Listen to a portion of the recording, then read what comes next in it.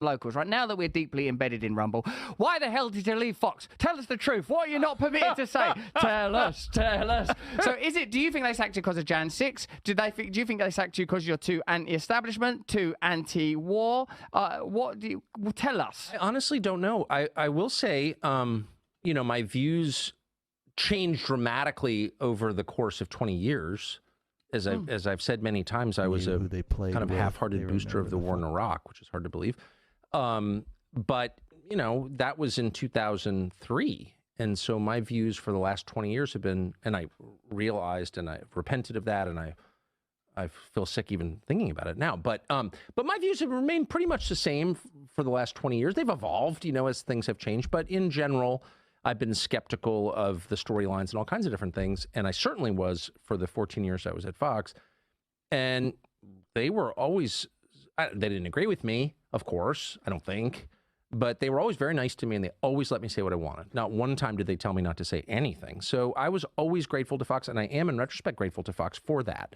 So that never changed up until the moment they called me and said, we're taking the show off the air. And so I can only speculate. I know, but I do think as a general matter, not even about me, the war in Ukraine is a red line for a lot of people in business and politics. And you see it in our politics in the U.S., where the leaders of the Republican Party in the Congress, who really are repulsive, in my view, are now supporting sending cluster bombs to Ukraine. Ukraine is losing the war, obviously.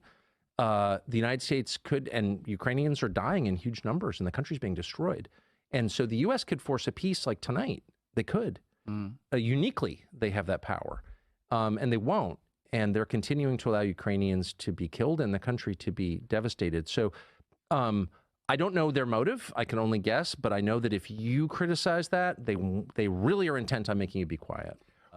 But when I think about Trump right now, so it's July of 2023, I'm struck by his foreign policy views.